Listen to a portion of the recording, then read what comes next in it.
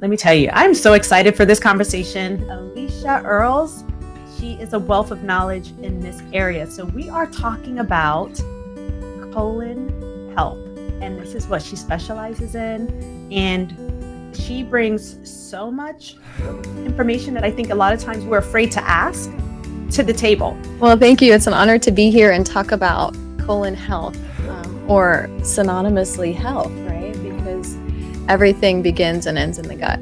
So that's where life starts, and nutrition is absorbed, and then waste is eliminated from. And in order to be healthy, we need detoxification and nutrition. My name's Alicia. I've been practicing as a colon therapist for the past 9.5 years, predominantly in Miami, Florida. I was introduced to colon hydrotherapy because my spouse now, on day 3 of meeting, said, "You need a colonic." Oh, wow. what an icebreaker there, right? That's romantic. I said, okay, but when a Sagittarius speaks, you listen. They have authority, no filter. So I was introduced to his ex-girlfriend, Sylvia, the colon therapist, and my curiosity and my internal voice, your gut feeling was like, oh, I guess I got to do this. Even though I was scared to death, I knew something inside of me said, I got to do a colonic. So that was my introduction. When she gave me my first colonics, it was a nerve-wracking experience at first, right? Because I didn't know what questions to ask. So, but going back about 9 months later, I did a series of colonics, and that was the transformation for me. I was ready, if you will, to let go a lot of stuff that I was suppressing here in my region that we're not protected in, right? So a lot of shame, a lot of blame, a lot of emotions that were not ready to come up when I had my first colonic. And so on the table, as I felt safe, I was able to relax and let go. And the releases were preceded by a stream of tears, like just a flood of tears that was just energy that needed to flow. And that's where the breakthrough happened on session number 3 for me. So very personal journey, but was something that I decided to make my next life purpose is to help other people heal and let go of their suppressed things, because it does manifest into the physical and the body. So for me, it was transformational, and I get to help people relax to release. That is so good. So who would have thought that you would connect like that emotional side to getting to releasing a lot of the things that are holding on to our guts and our colons? Who would think you would have that experience? So it's not just like a physical experience of releasing waste. You were releasing things that had been hanging on for dear life, right? Wow. Okay. So I know for me, like you think of having, that done, and it seems very nerve-wracking. Like you said, the first time you did it, you were nervous, probably a little anxious.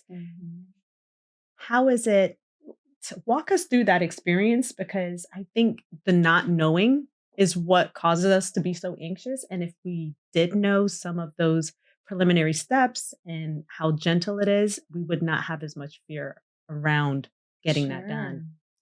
Absolutely. Great question. So, because it's not just the physical, right? In allopathic medicine, we address the physical as if it's independent from everything else. And so we are mind, body, spirit, and emotion. And so again, manifesting into the physical.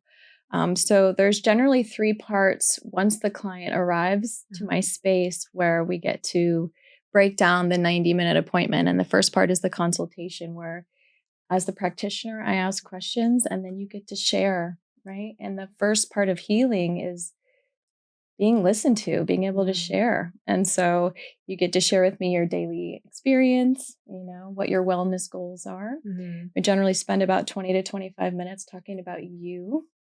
And then the colon hydrotherapy treatment, where we start out on what we call the empty cycle of just allowing the warm water softens, right? It creates flow.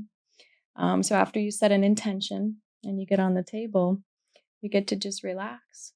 I'll read you a body scan meditation and just allow the water to flow in and out of the rectum portion of the colon. Mm-hmm. And when you feel ready to receive water, we introduce water very slowly into the large intestine, which is about the length of your body, right? Wow. So we will go slowly for long-lasting results. We don't take the pill and then everything's done in one go round. So sometimes people can be anxious of like, well, I don't see anything coming out because they want it all right here, right now. Mm-hmm. And so we go slowly. The average session is around 40 minutes, maybe a little shorter, the first one. And we do a series of those to hydrate, to loosen, to soften. And then generally the sessions become more productive. There's more sharing, there's more flow. And then at the end, we spend some time doing coaching because what next, right? What do we do after we cleanse our colon? What do we put back in our body? Mm-hmm. Maybe it's a morning meditation or practice, something to honor yourself intentionally that you can do. And maybe be aware of your triggers, something that you want to make a change in your daily routine to help impact your colon health so that you don't repeat the same things over and over again. So I have so many questions right now because one, you mentioned, they said they don't see anything. So they're able to see what is coming out when they're doing the process. Yeah. So we utilize what's called a closed colonic device. So it's a pressure-based system that's, as the practitioner, we're trained to use this. And what my advanced level training with the slow fill method from Kathy Shea, one of my great teachers and mentors. She actually is been teaching for over 30 years and has the international school for colon hydrotherapy right up the road in Juno Beach. Wow. And she's had women and men from 30 something countries come learn with her. So feel really blessed to be able to have that training and that mentorship. Bring me back to your question. I went on a tangent. Oh, no, that was so good. No, I was also, because I was saying, they can actually see what's coming out. So the device. So there's a viewing tube. Yeah, if you want to look, I mean, we're going to look at what the body's ready to let go of. It's part of the excitement because it's relieving to see what's leaving your body. It's like, that's what I've been hanging on to. Exactly. Well, I heard like the most interesting stories recently because I was talking about you to someone, what you do. And a friend of mine was saying she had gone to a Tony Robbins event and they really, recommend and support you doing that. And they actually do it during one of their big events if you travel out there. And so at first she said they opted not to do it. They were like, no, I'm not doing that. But then they did. And they were so grateful that they did. But they said there were some people that did that and there were things in their body from when they were like children. Are you looking for a community focused on making holistic health and wellness the mainstream choice for health instead of the sick pill popping solutions those other guys are always pushing? At the Holistic Business Network, we're focused on bringing holistic health and wellness businesses like yours to the top of everyone's minds, even when they're not feeling their best or just want to feel better than they already do. Our community is focused on holistic health getting to the masses to make sure you're doing all of the right things in your business to become more visible to the people who desperately need you. Check the links in our description to see how our visibility analyzer rates your business's ability to reach your target audience. In just a few simple questions, we'll be able to see why you're not reaching the people who need you and how you can reach more. I guarantee these couple of questions are going to shift the way you think about visibility and completely change the trajectory of your holistic health and wellness business. It's time for businesses like yours to take their rightful place and heal the world. Now let's get back to the message. Like little pieces of like a toy or something they might have put in their mouth and I was like, are you kidding me? Wow. So she became a believer of how important that is when she went through that experience. And then there's someone else that I follow, a fitness guru on Instagram. And recently she had to have surgery because she had a blockage in her colon. And I mean, this girl is like the picture of health. Turns out she shared. Hair. Yes. Hair. That's right. When she was younger, she had a one of those issues where she used to eat her hair when she was nervous, and the hairballs sat in her intestines. Now she's probably in her 30s, sat in her intestines since she was a child, and it became a blockage because all kind of things tied into it. And I just thought of Alicia because I was like, can you imagine if she would have had like colon therapy? She may have avoided that. It may have come out. Gives me goosebumps to think about that. So there's so many things we don't think of or don't even know. And so that's why I love having this platform to give awareness of so many things, like things I'm constantly learning. Yeah. And so I'm grateful for people like you that had this experience and then took it a step further. And now you're able to share it with others. To help end that suffering, the silent suffering, like you mentioned in the beginning, where people are like, we didn't talk about that growing up. I didn't talk about going to the bathroom every day growing up. How am I supposed to know? I learned how to poop properly by putting a stool under my feet when I was 30 years old. It's like, it's never too late to learn the tools, right, that we can use. They took our stool away when we were like 6. And we've been constipated ever since then, right? Like slowing down. I feel like that information is just coming back too, where I keep seeing posts. You should have a stool. This is a proper way to poop. You might be one of the people that post that. I'm grateful for you. Absolutely. But you're right. These are not conversations that were had. But at the same time, I think of someone of my age. I'm in my late 40s. I don't know if we needed to have that conversation as much then because health was different back then. Things have changed so much. So what are some of the things that you notice now in the state of like health and how people are living? I know so many people suffering from constipation and gut issues. Yeah. I mean, Mike, we could touch on so many subjects. Let's talk about the first one, which is really a common topic right now, which is microbiome and microdiversity, right? Where, like you said, back in not even that long ago, our grandparents were growing their own food and cultivating soil, and we weren't monocropping. We had diversity in the soil. We had microbes that were healthy and alive. And so when we ate this food from farm to table, that supported our microbiome. What is microbiome? If it were its own system, its own organ, it would probably be about 3 to 4 pounds of weight. And it's important in our immunity. It is our second line of defense. And we have a microbiome on our skin, but also in our gut. And so natural immunity, right? Why it's important to help protect us, boost our immune system, of course, for longevity. We don't want to just live to 107. We want to live feeling great with every system, right? I don't want someone taking care of me because of, maybe perhaps Alzheimer because of the heavy metals. And so getting back to microbiome, what else? The food in itself, what children these days see as food compared to, I was part of that generation where it was changing. I mean, when I grew up, I was eating green beans and pineapple out of a can. So being introduced to fresh pineapple, and then going back to like South Africa, where my spouse is from, I'm eating real food and they're like, what canned food? What? Like, so it's real stuff depending on what parts of the world. So this convenience foods, these prepackaged foods that are in aisles 1 through 18 are not supporting our health, our microbiome in any way. Definitely not supporting our elimination factor. I mean, we need hydration and fiber, not only to, facilitate, we need movement as well. But the processed foods that I was eating growing up, Subway, McDonald's, ramen noodles, Cheerios, and then putting like 3 tablespoons of sugar on top of my Cheerios, and then homogenized and pasteurized cow's milk, and then Velveeta cheese. I mean, you name it. Those were foods to me. So at 28 years old, when I had my first colonic, and then learning, okay, what to put in my body, it's all new. And we can teach an old dog new tricks. We can learn how to eat.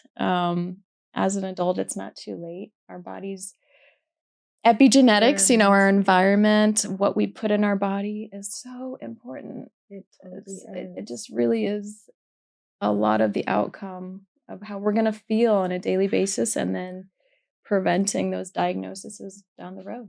Yeah. Food is medicine, and then food can also be poison. depending on what you pick. Amen. Right. Yeah. And so I'm thinking of you and this experience you had when you were in your late 20s, which is so good that you were open to that. Because, a lot of times we're in our 20s and we feel like we're invincible. Okay. Like, oh, Yeah. why would I need that? I feel great. But how were you feeling in your 20s that made you say, hey, and what made your boyfriend say that too at the time? Who's your boyfriend? Say, you need to get this done. Well, again, blessed in that moment, right? Mm-hmm. Angels that just went, here you go. Here's your divine timing. So here's God's timing of everything that culminated up until that point. So, terrible periods, birth control pills from 15 to 30. Oh my goodness. Yeah. Didn't know, right? That's going to help your acne. It's going to help your periods. Yep, it's going to help. They told us. So Western medicine, right? That was anxiety medication at 20, which stopped me from pooping for 10 days, went up to the hospital, right? As a side effect, as a direct effect of the medication. So all these were learning experiences and helping me come up to that point when I was so irritable and I had my first colonic. I was just like, I'm not ready to let go of nothing, right? I was just like, I wasn't ready to take responsibility at that point yet of like the fact that now I have this opportunity to make a change. So it was when I came back and I was like, when I was ready on my terms. But yeah, I was feeling like poop. Yeah. I was feeling literally full of it. feeling like full of it. I was in volleyball growing up and fairly athletic. And I felt like this was all abdominal muscles under there. Right. When I was doing my colonics and I started to see my tummy just go away. I was like, whoa, that was, you were like, where were you? Where were you? I did see the little lines muscles under there, but basically I was carrying a lot of waste and that was affecting my serotonin. Let's talk about happiness, right? Mm-hmm. Pooping equals happiness. When we have a bowel movement, it's like when you let your dog outside after 8 hours of being gone and they like have a bowel movement and they're wagging their tail because there's a serotonin release that happens. It goes straight up from the gut to the brain through the vagus nerve. And it says, oh, I got some relief. So if we're not doing that every day, at least, or several times a day, for some people, they're like, oh, I poop 3 times a day. I'm like, amazing. And then I meet clients. One client that came in and she called me on the phone first and we talked for a little bit and she said, I go every 3 weeks with laxatives and I have to plan the whole weekend to stay home. And so, yeah, she had my heart right away. So we've been working together for the past few years with routine cleansing. Mm-hmm. So not just the immediate, let's get the poop out, but like, let's retrain, right? Retrain the motility of the bowel, which is what we do in colon hydrotherapy. Well, first relaxes, but rehydrate the colon and then allow a clean environment to repopulate so that microbiome has a place to flourish and grow. But first we got to like weed the garden. Right? Wow, that is so interesting because I'm thinking of how you keep saying relax. And we live in a society where we do not relax, right? We are under a lot of stress. And now more than ever, I feel that technology has taken us to another level of stress because we're constantly on. Like we're not off until probably we put our head down on a pillow. And are a lot of us getting really good sleep, because of all the things. So our nervous systems are screaming. And then you're wondering, why can't I go to the bathroom? Or when's the last time I went to the bathroom? And you have to now realize all these things are connected.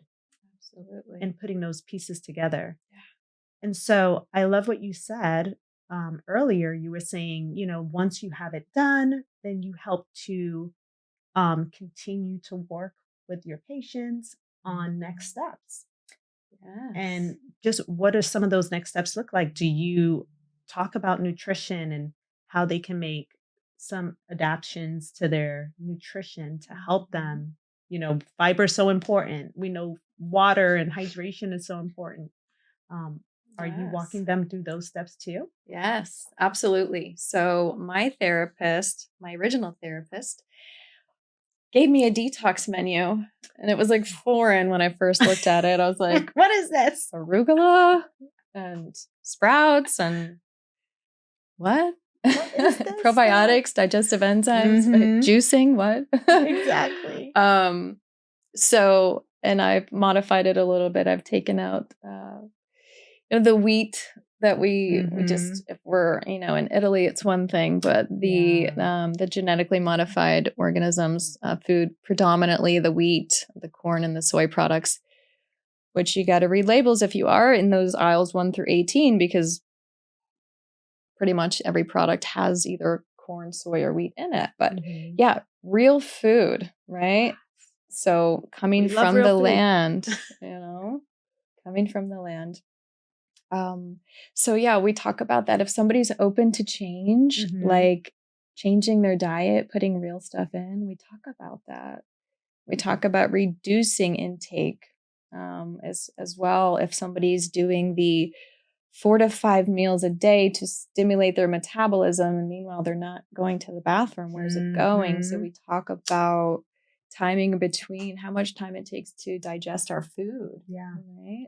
And if we're in a stressed state, digestion shuts off, salivation, urination, and defecation cease when we're driving, we're having a thought. So making mealtime sacred, right? Yes. Like thanking the farmer, thanking the rain. All things are connected. Everything. Like you just connected so many pieces to natural healing just in this conference, like just in what you just said, between how you eat, how you are, like how you are emotionally, like all of these things are tied to our digestion and our gut.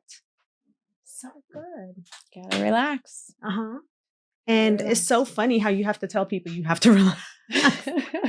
And you don't. That's not a way, right? You can't say it. Just relax. No. I am relaxed. No, it's what can I do to help myself relax? Yeah. Alicia, what do you do to help yourself relax? Right. And every morning it's a non-negotiable for me. My husband knows, my dogs know, when I wake up, that's me time. And it's morning prayers and meditation. Non-negotiable, right? Like I try not to even get defensive or protective about it, because again, we're going for that goal of relaxation, and then setting a daily intention. You could do multiple, but every day. This morning was care.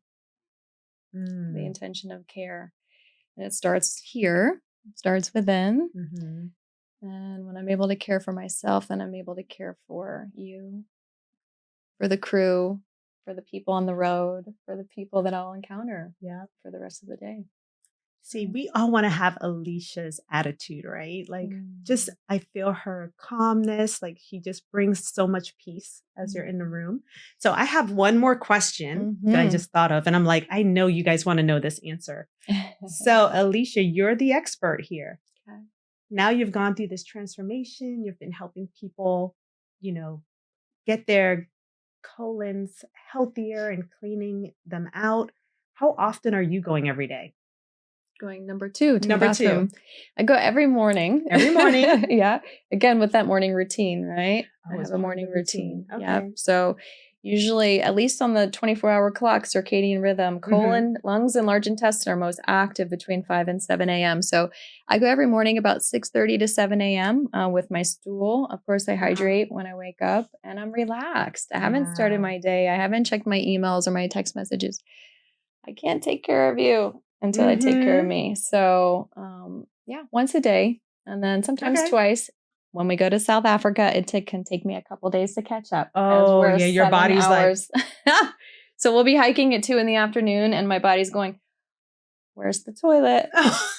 And when I want to go in the morning, I wake up and it's not working. So your body will take time to adjust. If you're traveling, yes. If you are just getting on a flight and coming back down, you will take time to adjust to get back to homeostasis. But yeah, every day, once a day. That's what works for me. Sometimes twice. If I'm eating more fiber, more hydration, if I change up my routine, but my body likes same foods, usually local, organic, what's in season, and then like kind of the same things every day. I'm not much of a variety when it comes to foods. Okay. Interestingly enough, yeah. Well, I feel better because I was like, I hear some people say 3 times, and I'm like, am I supposed to be going 3 times a day? Because I don't ever go 3 times a day, but once a day is, So what is normal? Right. Okay. So I'm feeling more comfortable with that. And I love what you suggested. Some people need to eat the same foods, right?